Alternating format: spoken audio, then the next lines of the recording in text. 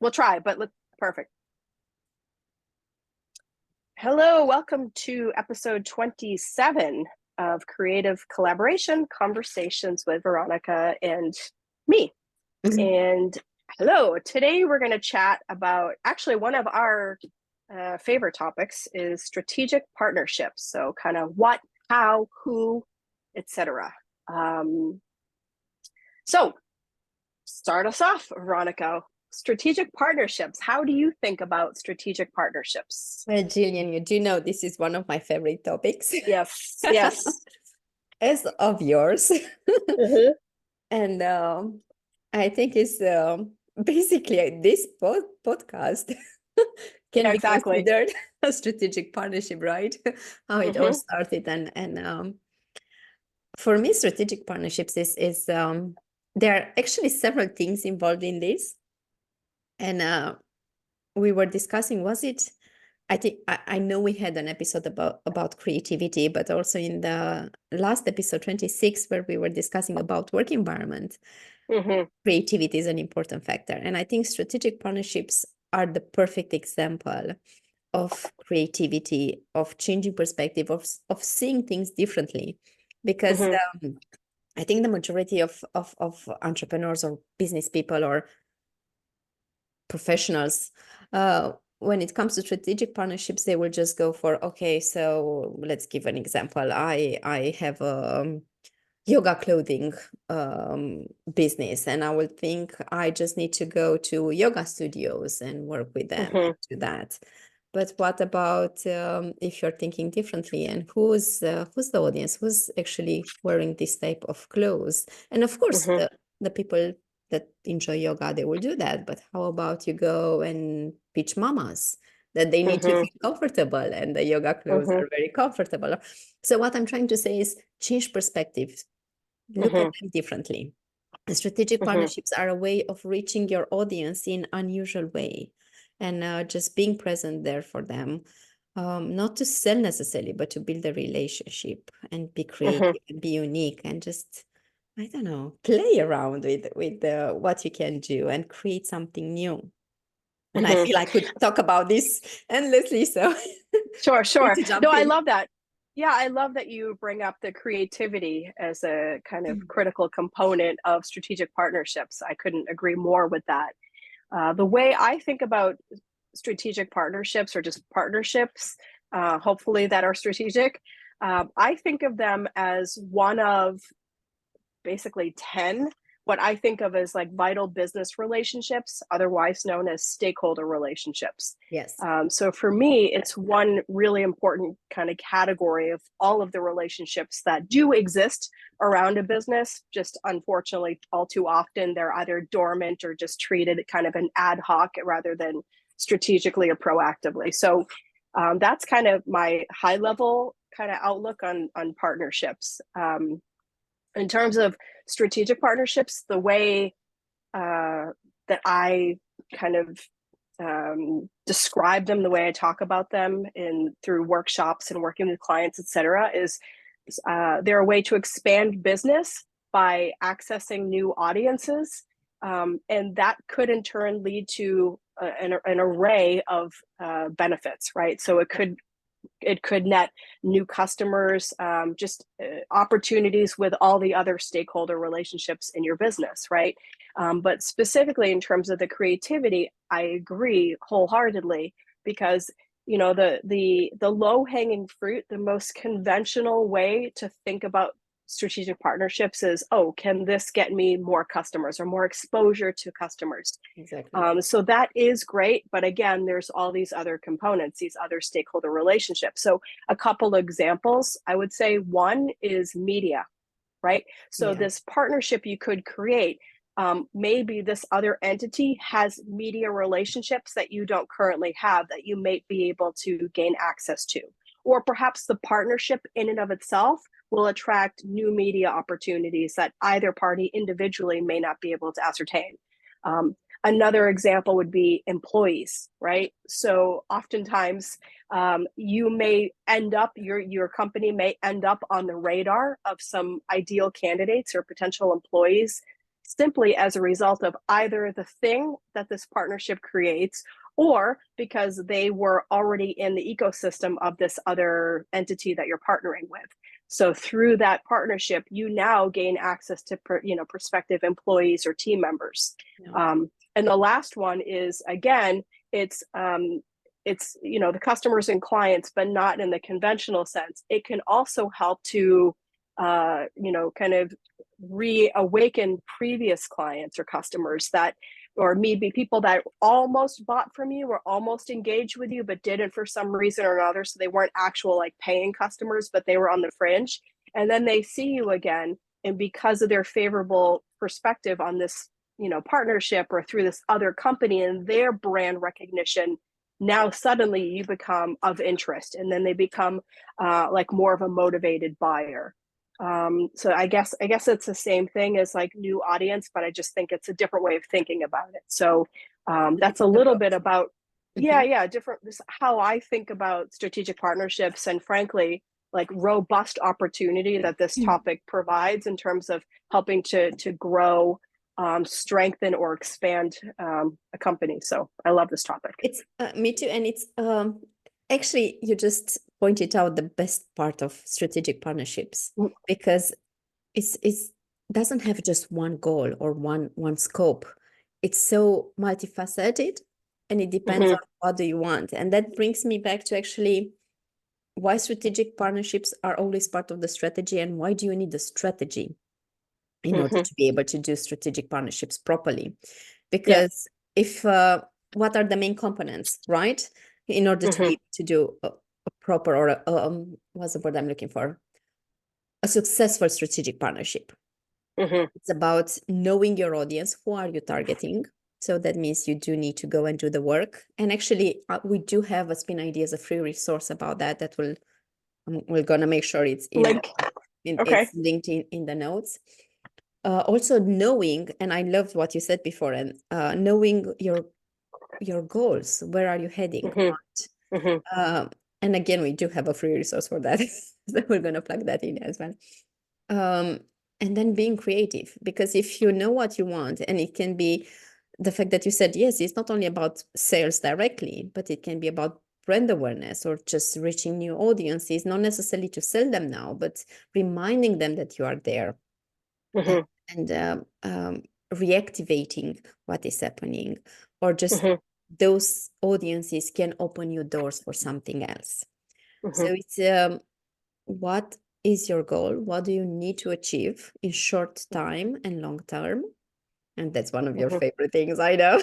But also understanding who are you targeting, because just doing partnerships, and why I love that, I know I'm approached by a lot of companies or partners, and I know it's your case as well.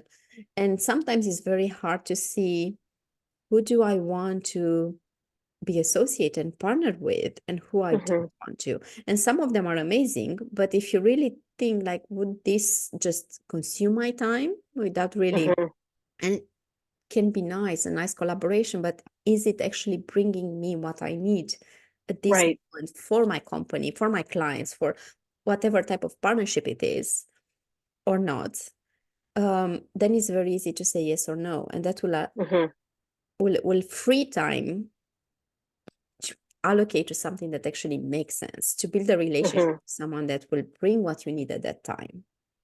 And we know we discuss quite a lot about building relationships and how to manage that, and building a relationship with stakeholders, and it doesn't matter if they're internal or external stakeholders. It requires a lot of time and energy and trust, because the trust is built over time. So, and we know the only commodity that we can't really, it's the most important one, is time. Which is why it's so critical to have the strategy and to have the awareness and be really clear about where your line is in the sand and what you're willing to contribute, and also what the objective kind of result is, and ideally mutually beneficial results. Mutual, otherwise will not work. In my perspective, if it's not mutual, and some people hate the win-win element, but it has to be there. And sometimes can be more for one side than the other. So it doesn't need to be equal all the time, because I think that's kind of impossible in long term. So, but overall it needs to be equal. It will not work, because that's actually what a partnership is, right? Yeah, I thought I would, I had a just kind of thinking of a few examples of successful partnerships, probably that a lot of people are aware of, and maybe some that people aren't aware of. But I think one of the most successful ones, and that is just seems brilliant, I think, is the Red Bull and GoPro partnership. Oh, yes. So I don't That's know a if you've seen brilliant any, one. yeah, and their content and their events is really, it's a really great partnership. So that one, also, we could say we all know about Netflix and chill, right? So Ben and Jerry's in Netflix. So that has become a thing, and certainly COVID helped that, I would say. Another one, people may be familiar with Lisa Nichols, who's a internationally recognized motivational speaker, has a very large footprint and influence globally. So she had a recent partnership with Seth Godin, the marketing guru. So they had a really interesting partnership. And then another example I would throw in there is an example of a bunch of partnerships, but also one way in which you can present them is by having a page on your website. So the B Corp has a collaboration that can include a link in the show notes, but they just have a page on their website where they list a bunch of partnerships and just a quick synopsis of what the partnership is about, which is a really nice way to let people know, to kind of, present that, to share that, and to help shine light on all of these other organizations. So that's a nice thing if there can be, if, you know, each entity can do the same thing to help drive attention and clicks to each other. So I And just that's a thought it would great be way. helpful. That's a beautiful example of partnerships and a win-win, because big corp organization is also benefiting from that, but Of also the course. companies. And you're showing them. We do have a page as well on with our partners, and we do say what they are doing. But I just realized that thank you, you just inspired me. Maybe we should add, how do we collaborate as well, not only presenting them, because that will actually, oh, this is how it works. This is what I can get from them, not just showcasing a company without without any other. Yeah, for sure. For sure. Yeah. So I love this. And I know that, again, we both could do, talk probably extensively on this topic. I think So this is the topic that just, keeps on showing up I in our know, episodes. I know, but just trying to think about how to distill as much kind of value or actionable value in this conversation for, sharing with each other, and then for any listeners as well. I'm just trying to distill the things that I say and the things that I do that may be of use, because I do quite a bit of workshops on this, and this has been a central part of my work for 20 years, and it's therefore something that I also love, because of it's an example of something that really brings two things together for me. It's like the whiteboard part of me, like the creativity, with the spreadsheet part of me, which is the strategy. So for me, strategic partnerships are where it's at. And it's such an amazing opportunity for, small businesses and large companies alike. So I don't, of course it's like, there's so many things, but just a quick nutshell, it's like simple framework, the way that I try to break it down is starting off with, first, a baseline. What are you doing currently? What's your situation, et cetera, et cetera. Second, from there, I think, so you were talking the way that you go about this, I think you have a great resource to come up with the avatar, et cetera. So I'll let you talk about that.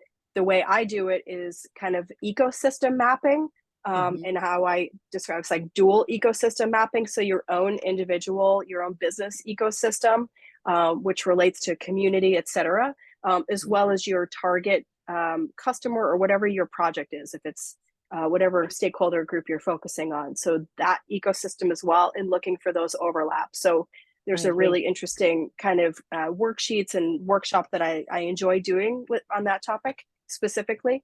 The next part is preparation.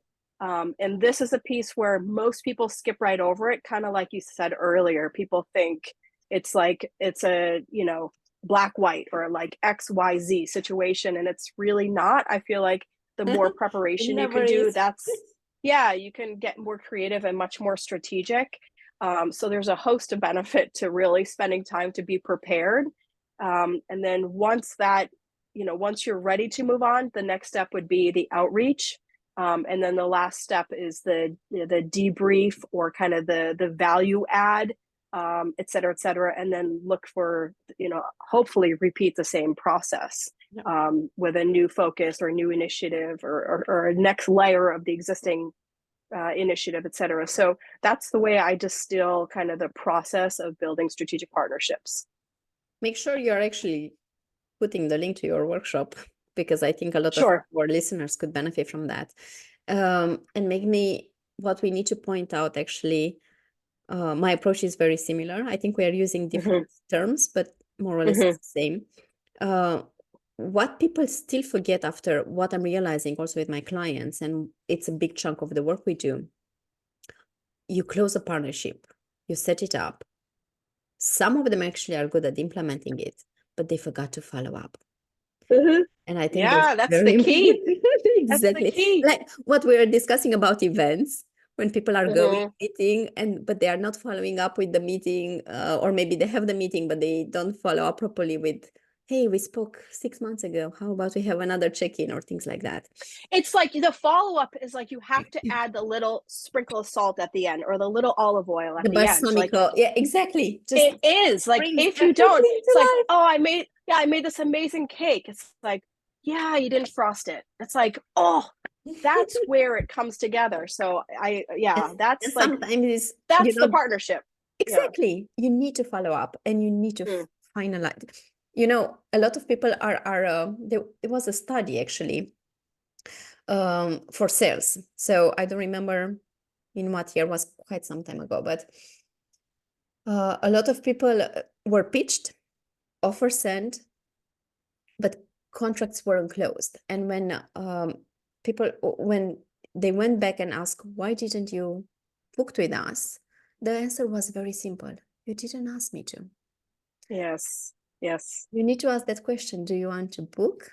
Should I send you the contract? It's the same.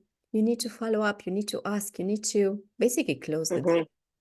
I think that's the biggest problem in all businesses. It's not necessarily, you're going to probably jump the procedures and processes, and that it's a big one. But even if those are in place, you still see a disconnect or something not happening. And actually, that's the problem. That's the reason we do process work, is to make sure that follow-up is infused into the workflow. Yeah. And there's a specific role, responsibility, timeline, and KPIs and whatnot attached to that, to make sure it doesn't get left as like the follow-on like activity, that if we think about it or when we get to it, it should be part of the whole, for sure. Yeah, yes. I agree. A small detail that actually changes everything. What was the straw that broke the camel's back? Yeah. That expression. That small detail that actually can just because without that, without that piece, people will say, oh, partnerships, though, they haven't worked for me. It's like, I love when somebody says that. It's like, I bet I can find out why. Yeah. Right. It's like people say, oh, surveys don't work, nobody fills them out. And then you look at their survey and it's 52 questions. You're like, I think that's the issue, not the survey. Exactly. So anyhow, so strategic partnership wise, another way of thinking about it that I feel like may be obvious but is often overlooked is these partnerships can exist online, but also in person. It can be in your local, it can be in your building, in your neighborhood, in your physical community. It can be through affiliate groups online. There are lots of different ways that partnerships can materialize. So I think thinking online and offline is also helpful. And it depends a lot on the culture. So I was working with startups in Africa, and honestly, the majority of their strategic partnerships, I advise them, and they did it, should be through their church, because that's an important factor in their community, their life, right? That's the hub. Everything happens there. So if you want, and especially technology-wise, or they don't have access so much, depending where they are. But where everything happens, the church. So you need to be Mm-hmm. creative in terms of, it doesn't matter what you're doing, your business. It's Mm-hmm. where is your audience? Who has a real influence on your audience? I love that. I love that you brought that up.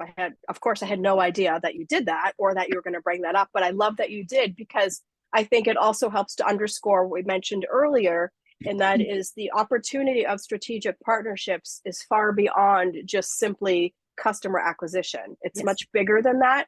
And so that also is kind of a nod to the creativity and the willingness to think kind of bigger picture, more creatively about the opportunities with partnerships.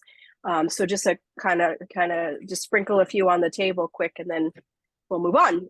One is just co-marketing opportunities. If you provide kind of some sort of complementary service or product, or have shared audience or same customer, similar customers, something like that. So the co-marketing one is the one that's probably more common. Another, which is what I thought of when you were talking about the startups in Africa, is and it's applicable to everybody, whether you're in Africa or if you're in New York City, is looking for opportunities to share resources. Yeah. So that could be physical space, it could be data, it could be energy, it could be materials, anything. So looking for opportunities to share resources, that can be a successful partnership. It could even be like, carpooling together. Like you could, if you are in an office building, you could lead that and say, oh, wow, there's 6 of us that all live in this area, and kind of be the lead in that initiative. So there are lots of Think ways to about think. parents with kids. Yes. Well, geez, that's the hub of partnerships, I'll tell you. Exactly. Yeah, a couple other, just another quick point. Oftentimes partnerships can feel really too big or overwhelming and not know where to start. So one way to dial it back in a simple way is to think about even hosting an event. So a lot of businesses feel apprehensive about being hosting the event themselves, but by creating a partnership, then you can share the workload and share the expense, the cost, the time, blah blah blah. But also therefore produce often a better event. So hosting an event or building something together.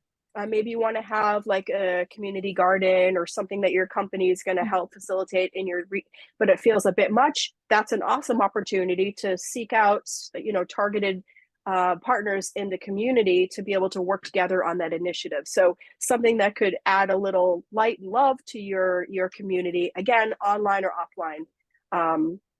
And the last is kind of the real big opportunity is, I think, is, create or identify an initiative that you would really love to be involved with. And this is where it's really great for even a small business.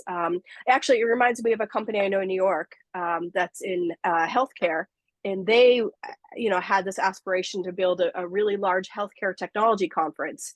And so what they did is they decided to be very creative about it and to collaborate by bringing in their competitors, and they all together hosted this large conference together. So it's an opportunity to create those partnerships, which together help to magnify the scope of the work they were doing with healthcare technology.